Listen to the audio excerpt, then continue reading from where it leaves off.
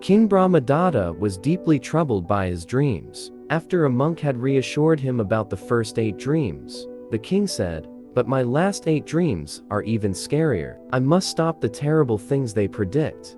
He was shaking with fear. The monk calmly replied, "Tell me these dreams, so I can ease your mind." The king described his 9th dream. "I saw a pond. The middle was muddy, but the water near the shore was clear. Animals were drinking from it. What does this mean?" The monk explained, "This dream predicts a future where kings will be selfish and harsh. They'll care more about getting rich through bribes than about the people they rule. Citizens will flee to the outskirts, leaving the central cities empty, just like the pond that's muddy in the middle and clear by the shore. But you, a good king, have nothing to fear." The king then shared his 10th dream. "I saw rice cooking unevenly in a pot. Some was overcooked, some well cooked, and some raw." The monk said, "This dream foretells a time when everyone, including kings, priests, and even gods, will become unwholesome. Weather patterns will become unpredictable, causing floods in some areas and droughts in others, like the unevenly cooked rice. But this doesn't concern you now." Next, the king recounted his 11th dream. "I saw the finest sandalwood, worth a fortune, being traded for spoiled buttermilk."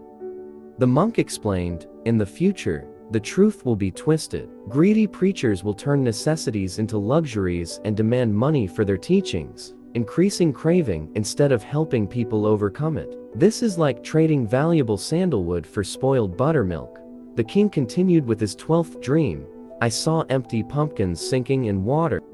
The monk said, "This dream shows a future where the world will be upside down. Low-class people will rise to high positions, while the noble and educated will be ignored. The humble will lose respect, just like empty pumpkins sinking." In his 13th dream, the king saw solid rocks floating on water. The monk explained, "This symbolizes a future where the wise will be ignored, while the ignorant will be respected, just like rocks floating on water."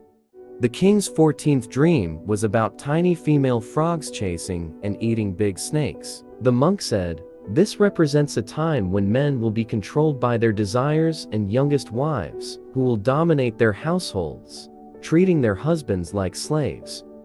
In his 15th dream, the king saw a village crow being served by golden swans. The monk explained, "This foretells a future where weak kings will fear losing power and appoint unworthy people to important positions. The noble and educated will become servants to the untrained, just like swans serving a crow."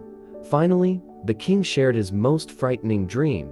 "I saw goats chasing and eating leopards, making a scary munch, munch, munch sound. All the other animals ran away in fear."